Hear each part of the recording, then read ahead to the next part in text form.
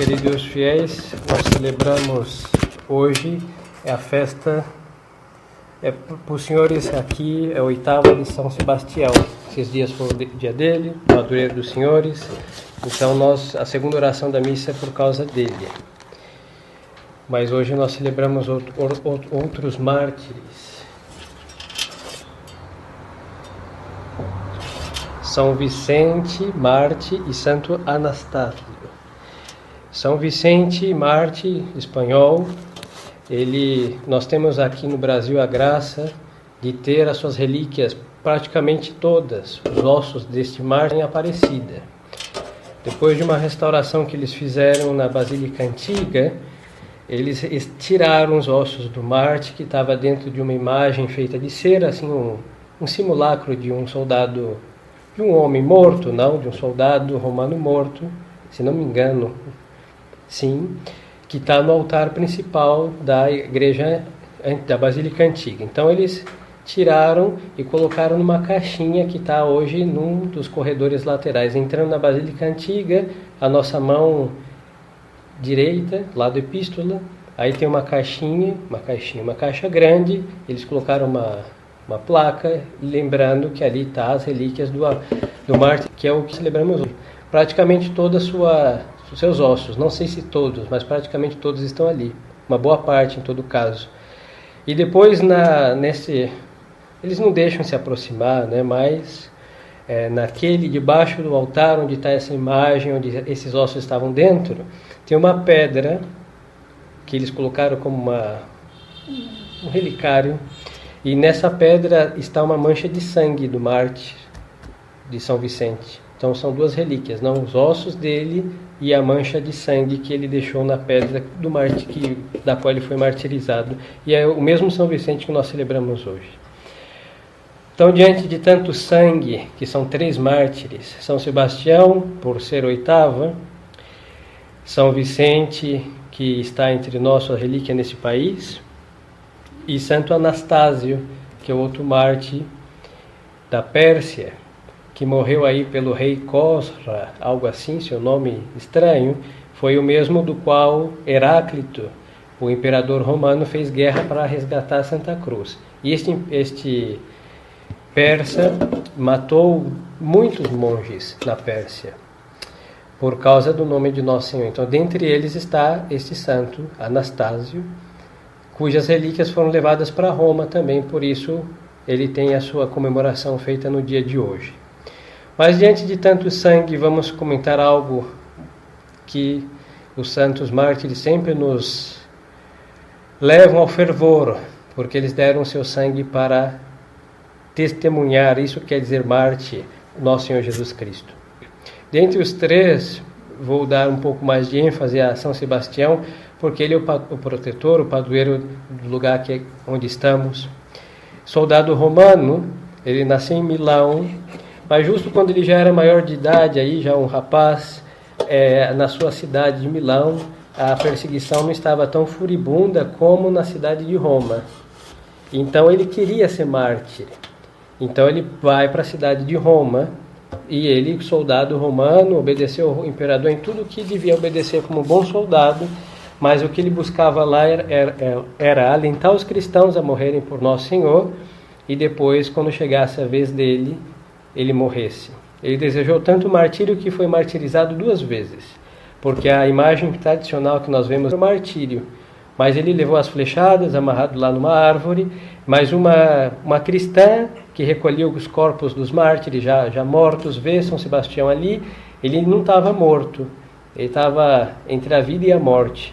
Então ela vai cuidar dele, ele vai ficar são, e ele vai se apresentar para o imperador Temínio, que tinha começado. Ou foi um martírio prolongado, ou foram 2 martírios. Em todo caso, ele desejou tanto que Deus lhe deu 2 oportunidades, e ele foi fiel às 2 e morreu mártir. E hoje honramos nessa 8ª o seu sangue, sua valentia e a sua fé que ele professou para a glória da Santa Igreja, a glória de Deus e o bem de todas as nossas almas. Neste mundo que nos tocou viver, nós não temos mais mártires. Alguns morrem por causa de serem cristãos no Oriente Médio, e morrem muitos, hein? É porque a mídia não mostra. eles estão preocupados com o coronavírus, mas as religiões, entre guerras entre religiões, existe muita gente que morre por causa da sua religião. Uns morrem por uma religião falsa, e aí ganha a sua condenação, e outros morrem pela religião verdadeira, e aí encontram o seu martírio e sua salvação. Dos países que temos hoje em dia muita perseguição são os países árabes. E são perseguições muito cruéis, porque, por exemplo, lhes dou um exemplo, quando recém-ordenado estava lá de apostolado na Argentina, e tive a oportunidade de conhecer um padre que eu fui conhecê-lo porque ele era maronita e eu estava interessado na relíquia do padre Charbel Macluf, que é um grande santo, um homem de Deus. E então eu tinha que falar com ele. E ele, nas histórias que me contou, muito boas, ele tinha sido ordenado e já morreu nos anos 50 e alguma coisa, década de 50, e ele me contou que ele viu o corpo do padre Charbel incorrupto, que ainda estava incorrupto, flexível. Depois o corpo, instantaneamente, a carne desapareceu e ficaram só os ossos. Quando ele foi, de modo modernista, canonizado, entre muitas aspas, por Paulo VI. Enquanto Paulo VI canonizava com todas as aspas possíveis em Roma, o corpo do padre Charbel desapareceu, ficaram só os ossos. Pois então, este padre me contava, naquele então, que a sua paróquia ali na Argentina tinha muitas famílias que tinham fugido do Oriente Médio, Síria principalmente. E na década de 80, entre 3 famílias aconteceu o mesmo episódio. Os muçulmanos pegaram um crucifixo, uma imagem de Nosso Senhor crucificado, e bateram na porta dos católicos e falavam assim, cospe ou morre. Aí nessas famílias, eles começaram pelas crianças. E aí as crianças falaram, não, esta imagem do meu Deus, eu não posso cuspir. Aí o muçulmano foi lá e fuzilou a criança e ficou praticamente uma peneira, toda fuzilada mesmo. Aí chegou a vez da mãe dessas crianças e ela falou, não, minha filha não fez isso por amor a meu Deus, e quem sou eu para apostatar? Tenho que encontrá-los. Aí, foi fuzilado. E o último era o pai. Foi o pai, e que também morreu mártir por uma família, 3 famílias do mesmo modo praticamente. E os outros fugiram, não por covardia, porque não é fácil. Nós falamos que temos que buscar e tudo, mas tem vezes que entre o perigo da apostasia é melhor fugir do martírio do que encontrar ali imprudentemente a ruína. Neste mundo, quero lhes dizer que, mesmo tendo perseguições cruéis contra a nossa religião, contra nosso Senhor Jesus Cristo, mas só que o mundo moderno quer fazer apóstatas. E hoje é muito fácil ser... O que é um apóstata? É aquele que renunciou à sua fé. E como que o mundo consegue, o mundo inimigo de Deus, com o mundo, quero resumir nessa palavra, todas as leis iníquas, todas as falácias, desde o esquerdismo, comunismo, socialismo, todos esses ismos malignos, todos eles, sionismo, maçonaria, não tem ismos, mas, maçonaria também, etc. Todos os inimigos de Deus, todos, modernismo, etc., querem trabalhar para o diabo? Querem fazer as almas apostatarem, mas de uma maneira muito sutil. Por quê? Eles fizeram das opiniões, eles fizeram das falácias, eles fizeram dos seus pareceres dogmas, e fazem nós, católicos, termos vergonha, constrangimento, dogmas de verdade. O que é um dogma?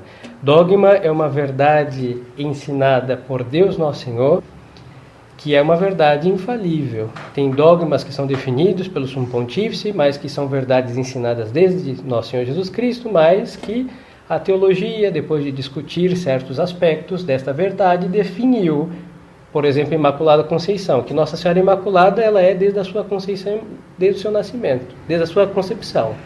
Agora, quando tudo isso foi discutido, explicado com a teologia, foi definido como ela é imaculada. Aí temos um dogma definido. Todas essas verdades da teologia, mas só que não só as verdades teológicas, mas as verdades morais, que também são infalíveis, como, por exemplo, os 10 mandamentos, o decálogo, toda a prática das virtudes, todas essas coisas que são mandadas por Deus, pela reta razão, pela lei natural, foram colocadas pelo modernismo, pelo mundo apóstata e inimigo de Deus, como que? Preconceito, como intolerância e etc. E assim nos fizeram pensar que crer no Deus verdadeiro e dizer que fora da igreja dele não há nenhuma salvação, eu estou sendo intolerante, preconceituoso com hindu, com budista, com protestante, com espírita e etc. Com qualquer um que não seja católico. Aí colocar em nós um constrangimento porque somos exclusivistas do paraíso, e aí o que fizeram? Não, vocês estão errados. Os mártires que hoje nós celebramos sua festa estavam totalmente equivocados, precisavam de um psicólogo para tirar esse habitolamento, segundo a falácia do mundo, de morrer por um Deus intolerante. Estavam todos errados. E qual é a verdade? O ecumenismo. Todos nós buscamos a Deus, nós temos que ser felizes. Uns buscam Shiva, uns buscam Buda, uns buscam Allan Kardec, uns buscam o que for, mas todos buscam o bem e todos querem, em definitiva, no reino do céu, se abraçar e se beijar, porque Deus é bom e Ele com vários rostos e se revelou a todos. Essa é a falácia do Vaticano II no seu ecumenismo. E o que faz essa prática muito simpática e muito, entre aspas, amorosa e amistosa? Ela faz nada mais que mostrar que Nosso Senhor está errado, que os mártires erraram, que os 2000 anos de igreja fizeram nada mais que ser uma intolerância e que errou, e que tudo isso nada mais foi que um fanatismo. E nós, queridos fiéis, por sermos homens desse século e liberais, uns mais, outros menos, mas nós às vezes ficamos com esse constrangimento. Será se eles não têm razão? Isso só este pequeno pensar mostra que falta fé. É mais fácil que toda a humanidade esteja errada do que a prática de 2000 anos da igreja estando errada. Que os mártires no erro e que o próprio Evangelho de Nosso Senhor contenha algum erro menor, é impossível. Mesmo que a humanidade sejam bilhões de pessoas que digam isso, e que somando todos os mártires e todos os homens que acreditarão no Evangelho não chegarem ao número dos que negam o Evangelho, mas não é uma questão de quantidade de pessoas que fazem uma coisa ser verdadeira, hein? Não é isso. A verdade, infelizmente, não está na maioria. E está sempre na minoria. Se nós somamos os anjos que foram para o inferno por não prostarem diante do Verbo encarnado, foram a terça parte. Foram muitíssimos. E os homens que se condenam por não aceitarem a lei do Evangelho são muitos, hein? Sem querer julgar as almas, muitas vezes podemos pensar numa praça, não sei, cheia de pessoas, ou quantas se salvarão, é um ponto de interrogação que fica. E até mesmo podemos pensar de nossas almas, ninguém tem certeza da salvação. Mas aqueles que buscam a Deus e fazem o que Deus deixou para se salvar, se salvam. E infelizmente, pelo mau gosto da humanidade e pelas facilidades que o demônio e os seus fazem para servi-lo, muitos vão para o caminho da perdição. E nós, que aqui estamos, ficamos com essa grande tentação de achar que o nosso catolicismo é fanático e que nós somos intransigentes de fato e que Deus não pede tanta coisa, hein? E quando nós colocamos na balança de Deus as exigências da Santa Igreja, são poucas coisas, mas diante do mundo mesquinho parece muito. É muito rezar um terço. É muito, são 53 Ave-Marias, por que não reze uma com devoção?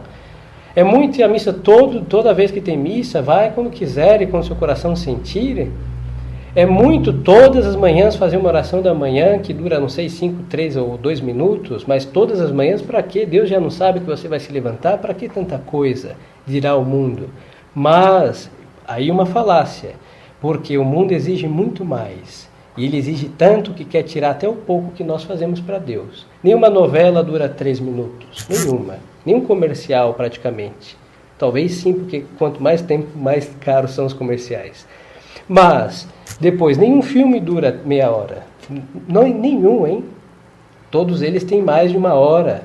ou alguns capítulos, uns desenhos animados por aí talvez, e essas coisas são vistas todos os dias, religiosamente, com toda a atenção da alma, e aí as almas descansam diante dessas coisas, e diante de Deus é um terço que tem que chegar na Salve Rainha, a duras penas tem que acontecer, uma oração da manhã que talvez vai terminar quando nós chegamos no ponto de ônibus, ou quando nós chegarmos no nosso trabalho, seja onde for. Por quê? Porque para Deus nós não devemos ter tempo, diz este mundo, mas nós devemos ter toda a dedicação para as coisas do mundo. Aí nós vemos uma falácia.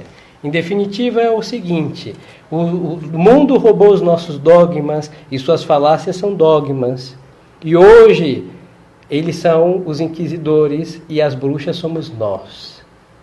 Como nós não terminamos de queimar todas as bruxas viraram inquisidoras e queimam aqueles que professam a fé. Sim, um dia chegará um momento que nós não podemos ter emprego, um dia chegará um tempo que nós não vamos poder mais transmitir as nossas missas, um dia vão nos cortar, um dia vai chegar o tempo que nós vamos chegar em casa e nossa família vai falar, olha, tchau pai, tchau mãe, vocês são fanáticos, para que tanta bobagem, para que tanto rigor, sendo que Deus é tão bonzinho para conosco?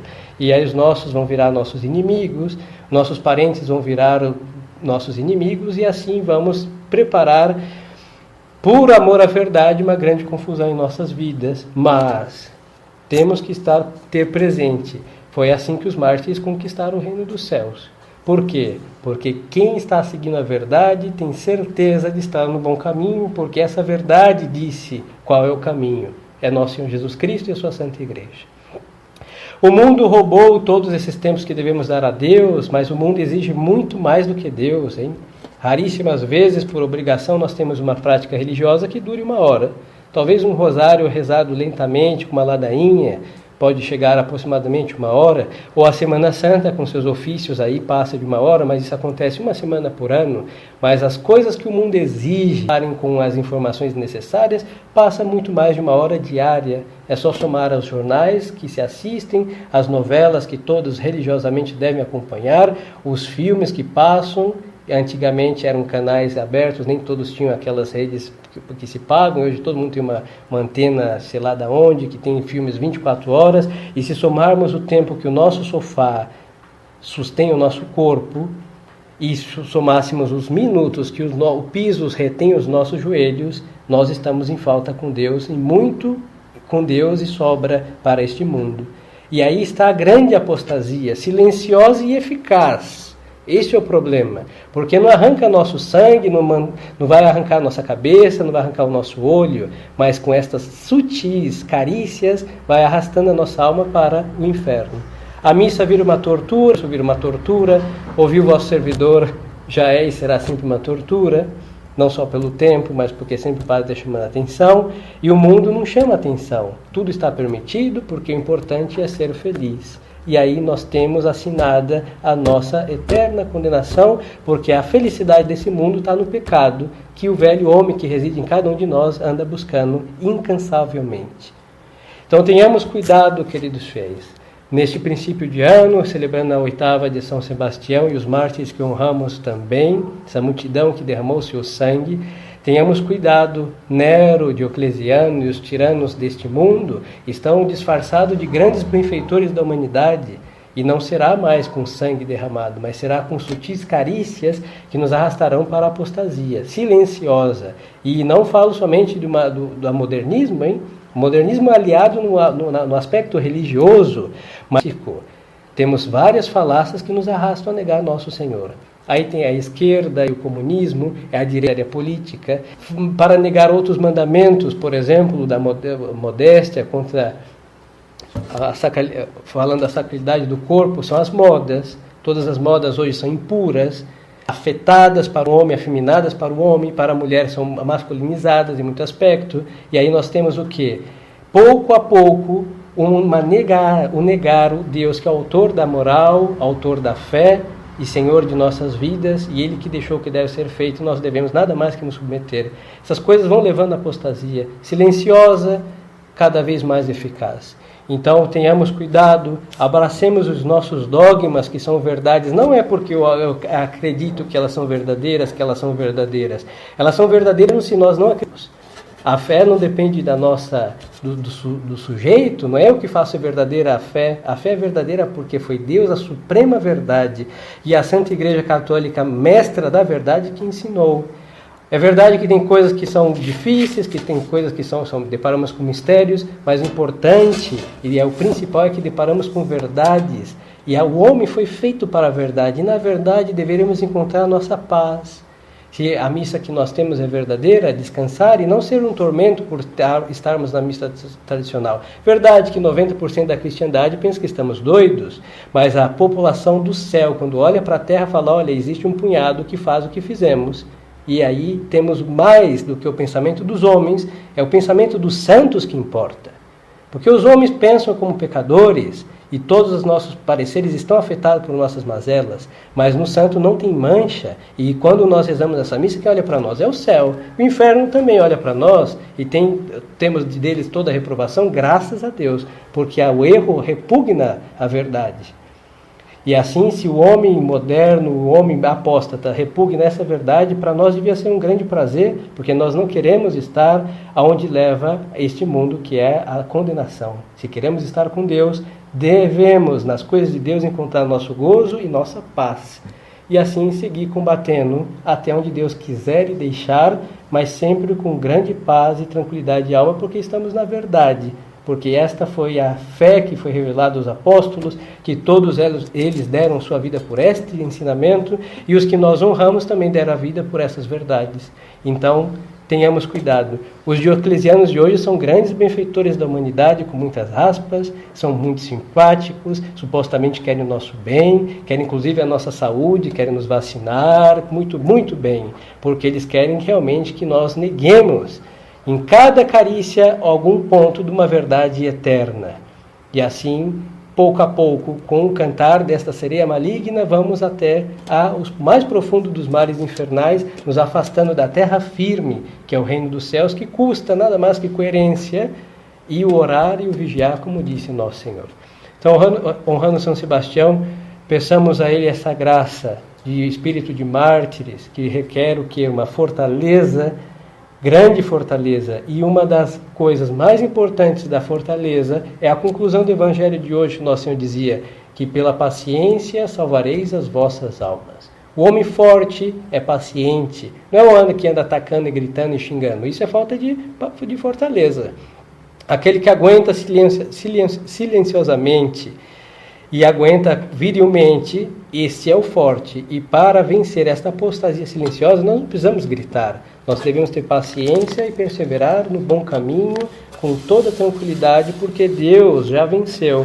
Desde o primeiro instante que um homem se levantou contra Deus, aquele homem está prostrado. Desde o primeiro instante que a maçonaria se levantou contra Deus, ela está vencida. Desde o primeiro instante que Satanás deixou de ser Lúcifer e se tornou o grande anjo apóstata e chefe de toda maldade, ele está esmagado pelos pés da Imaculada. Então, diante do mal, distância e nenhum temor, e ter paz, porque estamos com Deus e isso que importa. Como dizia Santa Teresa, só Deus basta, e essa deve ser o grande contentamento para encher nossas almas de esperança e de amor a Deus. Louvado seja nosso Senhor Jesus Cristo. Em nome do Pai, e do Filho, e do Espírito Santo. Amém.